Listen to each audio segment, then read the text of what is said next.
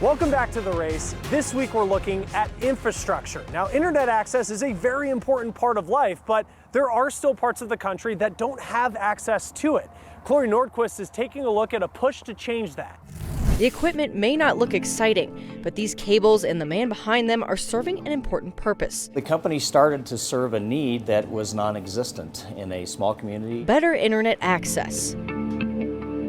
Our tower serves most of these homes that are in these areas that are very wooded. For these small towns between two mountain ranges, it can make all the difference. Colorado Central Telecom has been around for more than 5 years, providing reliable internet for the surrounding communities. Something hundreds of small companies across the nation are trying to do in rural areas to close the gap between those who have internet access and those that do not. If you don't have access to the internet, you're really hobbled in terms of your ability to contribute to the economy. A study earlier this year showed 73% of adults across the country used home broadband. Broadband internet is anything faster than dial-up. You know, the thing they used on the computers in the 90s.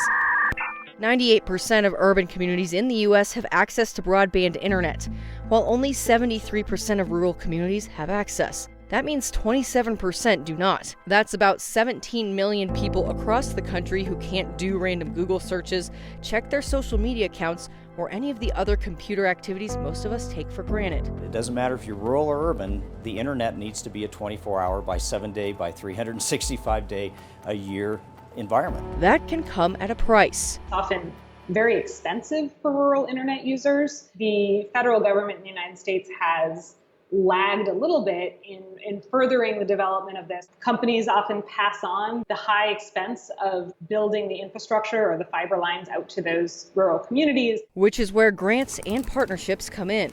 Wendell Pryor is in charge of economic development for the county. Since Central Telecom came to the area in 2011, he says internet capability has improved somewhere between 20 and 30%. Businesses are able to utilize the latest technology in their business practices. We run our distillery off of cloud-based software. Our register is cloud-based also, so we have to have fast internet to make that work. PT owns this distillery. The communities that have been able to bring in high-speed internet, fiber optic, and redundancy, and their economies tend to be thriving. As technology gets better and broadband company competition increases, so does reliable access for rural communities. I'm Chloe Nordquist reporting. Now, the 5 biggest infrastructure projects today are all centered around transportation. The biggest is the California High-Speed Rail Construction Project. It's expected to cost an estimated $77 billion and be done in 2033. Seattle's Sound Transit 3 construction project is the second biggest. It won't be done until 2041, costing $54 billion. In third, the 2nd Avenue subway project in New York City will cost $17 billion by the time it's done in 2029. And rounding out the top 5 are 2 airport projects at LaGuardia and Chicago's O'Hare. The concerns about the future of dams next on The Race.